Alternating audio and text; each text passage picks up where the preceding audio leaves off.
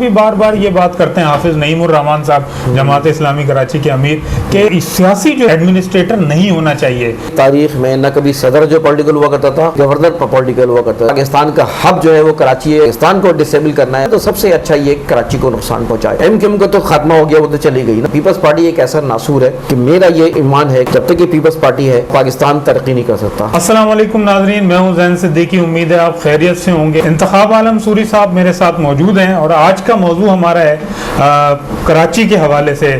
کراچی جیسا کہ کہتے ہیں کہ معاشی ہب بھی ہے اور غریبوں کی ماں بھی ہے، لیکن اس کے ساتھ جو ہے ہمیشہ ستیلی ماں جیسا سلوک ہوتا ہے. بلدیاتی انتخابات ہوں یا شہری مسائل ہوں، اس کے حوالے سے کہ کراچی کے جو مسائل ہیں یہ گزشتہ کئی ادوار میں ہم دیکھ رہے ہیں، کیوں حل نہیں ہوتے؟ آپ کا کیا خیال ہے؟ اچھا، کراچی ظاہر ہے کہ ایک جب کیپٹل یہاں سے لے لیا گیا تھا تو وہ سے سازش شروع ہو گئی تھی. مجھے یاد ہے کہ ایک زمانے میں میرے دوست نے کہا کہ ان کے فادر وہاں پہ شپنگ کمپنی میں تھے، تو وہ کہتے تھے ایک زمانے میں جب دبئی کا وجود نہیں تھا، سنگاپور کا وجود نہیں تھا، یہاں پہ لنگر انداز ہوا کرتے تھے جہاز بڑی تعداد میں، اور لنگر انداز ہونے کی جگہ نہیں ملا کرتی تھی، برتھ کی جگہ نہیں ملا کرتی تھی.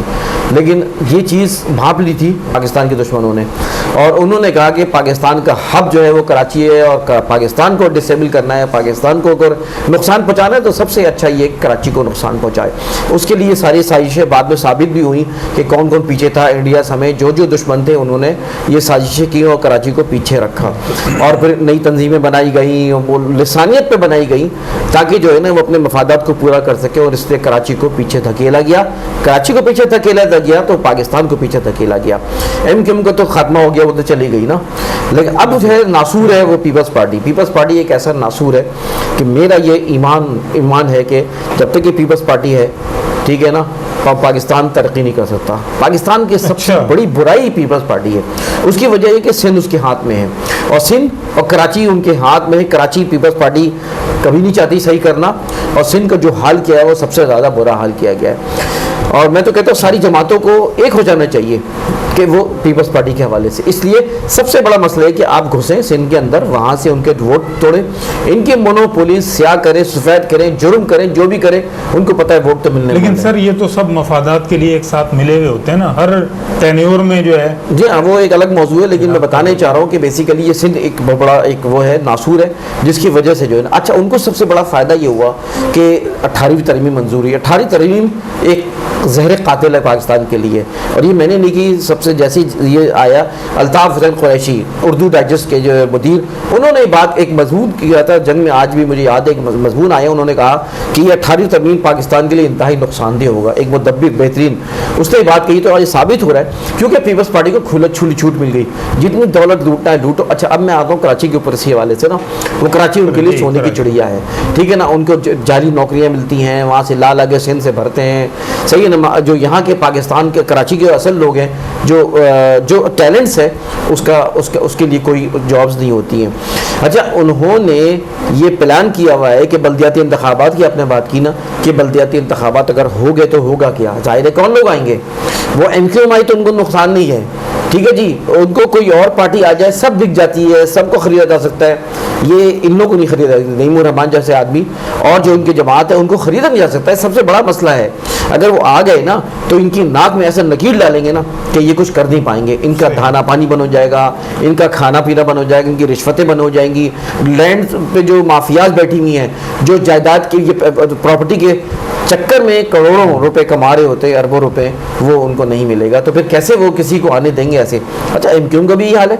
ایم کیو ایم نے اپنا کام کر لیا، ٹیسوری کو لے آئے اوپر، سب کے منہ بند ہو گئے، ٹھیک ہے، سب نے کھایا یہاں سے وہاں تک کہ اب ان کو ضرورت نہیں ہے.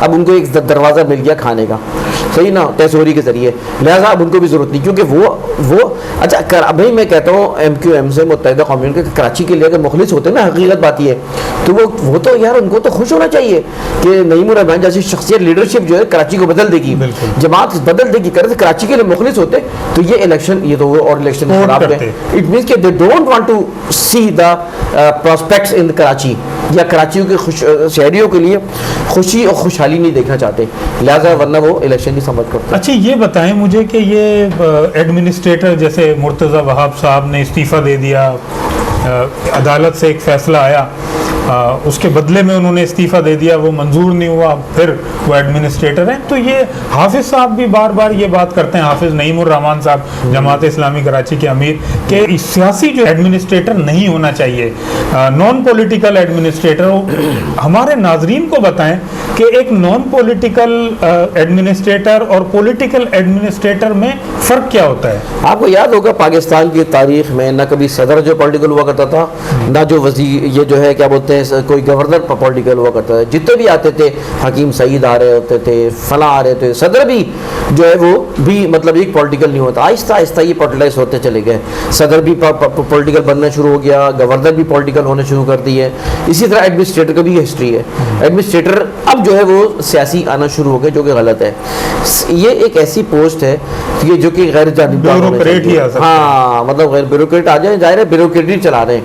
मैं भी एक ज़माने में नाजिम बना यहाँ पे एक यूसी में, तो मैंने देखा, अंदाज़ा लगाया कि बगैर इस इदारों के हम नहीं चल सकते। यानी जो पुराने लोग बैठे हुए ना, जो ब्यूरोक्रेट वाले या 17, 18, 20 गेट के जो लोग बैठे हैं ना अफसरान, ये जो जानते हैं हम नहीं जानते वाकई, लेकिन हम इनको सीधा करना जानते हैं, सही करना जानते हैं। ये भी उन्होंने हमारा साथ भी दिया। तो लिहाजा ये बात नईमुर रहमान की सही है कि पॉलिटिकल ये सीट पे पॉलिटिकल नहीं होना चाहिए, इससे खराब ये पैदा अच्छा सर, ये कचरा कहते हैं कि 13,000 टन कचरा है कराची का, जो रोज़ जो है पैदा होता है और गली महलों में पड़ा है, लेकिन उठाने वाला कोई नहीं होता। अब कहीं नज़र आने लगा है कि कचरा गली महलों से उठ रहा है, लेकिन ये क्यों नहीं उठा पाते? इनके पास मुलाजमीन भी सब हैं, इसके बारे में आप क्या कहेंगे? वैसे ये मैं खुद सराहूँगा इस बात को कि अभी जो इन्होंने कॉन्टैक्ट दिया है चाइनीज़ कंपनी को गालिबन दिया है, और गली गली से जो कचरा उठा रहे हैं और बिल्कुल यानी फैले हुए होते हैं, और बहुत अच्छा सिस्टम लेकर आएँ। अल्लाह करे ही चलता रहे इस तरह, तो मैं हमें कचरा अब रहेगा नहीं। वी शुड अप्रिशिएट, और ये अच्छी बात है।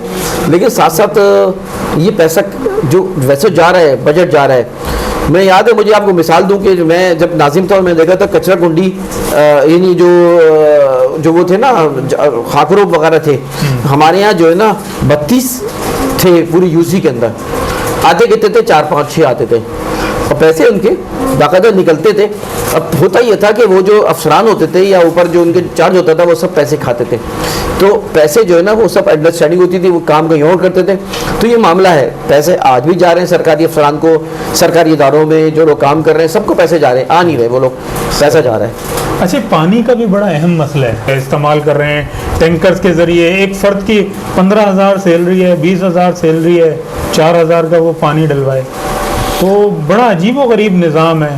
टैंकरों के जरिए पानी आ रहा है। जी हाँ, घरों में नहीं आता। पर कराची माफियाज में गिरा हुआ है भाई, माफियाज है, ट्रांसपोर्ट माफिया, लैंड माफिया, ठीक है ना, टैंकर्स माफिया, फला माफिया, ये सारा माफियाज में गिरा हुआ है। यहाँ की सियासी जमात भी होती है ना, वो भी एक माफिया बन जाती है। तो लिहाजा माफियाज में एक टैंकर्स माफिया भी है, और ये जितने भी इदारों में काम करने वाले, इनके जो है ना बाकायदा जो है ना ये इनके पैसा लगा हुआ है इन टैंकर्स में। शॉर्टेज इसीलिए की जाती है। पानी जो है ना, देखिए 1200 मिलियन गैलन पर डे की ज़रूरत है, 12 मिलियन में 550 मिलियन गैलन आता है, जिसमें से 150-200 चोरी हो जाता है, 400-450 आता है।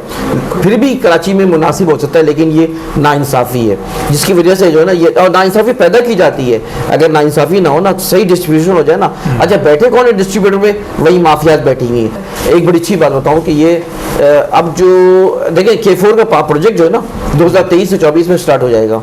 इस वक्त 260 मिलियन गैलन पानी इस वक्त आएगा, लेकिन वो उसकी जो वनी पाइप जो बनाए गए ना, उसकी थिकनेस इतनी शानदार है, पूरा आदमी गुजर जाए उसके अंदर से, और उसके चोरी नहीं हो सकती है, उसमें कोई ड्रिलिंग नहीं कर सकता, उसमें कोई सुराख नहीं कर सकता।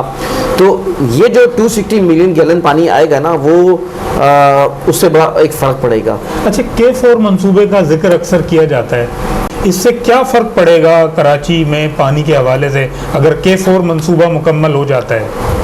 K1, K2, K3 वगैरह, जैसे K3 जो है नेमत साहब के दौरे में बड़ा उस पर काम हुआ, फिर K4 का भी नेमतुल्लाह खान एडवोकेट जो सिटी नाजिम थे, उन्होंने उसका आगाज़ किया और काफ़ी उस पर काम किया।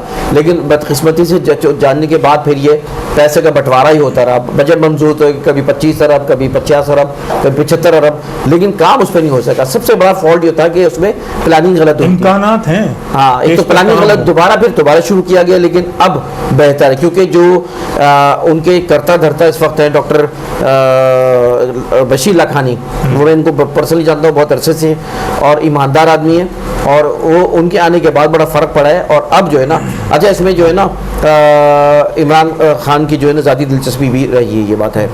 और ये नहीं चाहते, पीपल्स पार्टी नहीं चाहती थी कि इस K4 को मंसूबे के लिए मजबूर, उनको भी मजबूर किया गया, और एक प्रेशर इतना ज़्यादा था, ज़रूरत इतनी ज़्यादा थी। तो खैर ये जो है K4 का अब इम्कानात है, और 260 मिली गैलियन इंशाल्लाह ताला 2024 में इसका आगाज़ हो जाएगा। इससे पाकिस्तान कराची की जो है ना 25% 30% जो कमी है ना वो पूरी कर दी जाएगी, काफ़ी अच्छा मसला हल हो अच्छा, जाएगा। कराची में एक और भी बड़ा मसला है ये शहरी मसाइल के हवाले से। अगर बड़े इलाकों की हम बात छोड़ दें, डिफेंस हो गया या जैसे ही गुलबर्ग का इलाका है और PCHS का इलाका, उन गलियों में तो सड़कें बनी हुई हैं, लेकिन इसके अलावा जो इलाके हैं पूरा इंफ्रास्ट्रक्चर जो है बिल्कुल तबाह हाल है, यानी सड़कें ही नहीं है गलियों के अंदर। तो क्या कहेंगे, क्या हालत तब्दील हो सकती है? देखिए, मुझे याद है कि गटर उबल रहे हैं, पानी है, बात सड़कें आज भी बनी हुई हैं, कभी तबाह नहीं हुई। जब अब्दुल सत्तार अफगानी के दौर में, नेमतुल्लाह साहब के दौर में जो सड़कें बनी ना, हम देखते थे मोटे मोटे उनके अंदर पत्थर रोड़े लगते थे, उसकी घटाई होती थी, उसके बाद कई दिन लगते थे, सड़कें बनती थी। अब क्या होता है, अचानक ईमानदाराना ईमानदार रोल था, अब ऐसी लेता पोती कर दी जाती है, नीचे पत्थर नहीं होते, कुछ नहीं होते, और ऐसी बिछा दिया जाता है। तो भाई ये नाकिस सड़कें जब बनेंगी, पैसा कहीं और जा रहा है, तो ये इन सड़कों का हाल यही होगा। अच्छा, कहा जा रहा है कि ये सीवरेज का निज़ाम 60 साल पुराना है, तो इसको क्या बदलने की ज़रूरत है? बहुत असल मसला ये है कि जाहिर है कि ये सीवरेज का सिस्टम बहुत पुराना है, इसको अच्छा इसमें भी पेश हमारा SBC है, MQM, पीपल्स पार्टी, हर एक ने हाथ साफ किया है। मकसद ये कि पोर्शन बन रहे घरों में। आज आप देखें कि जो 120 के मकान आते हैं तबाह हो गए हैं बिल्कुल, यानी 5-5 स्टोरी बना दी गई हैं। जब वो उठा ही नहीं सकते इंफ्रास्ट्रक्चर का, पानी, ठीक है, सीवरेज, गैस, इनका जो स्ट्रक्चर बन गया ना, अब वो तो नहीं बदल सकते, उसके ऊपर मकानात बन गए, ठीक है, नालों पे मकानात बन गए, सही है जी, आपके जो है फुटपाथों पे मकानात बन गए।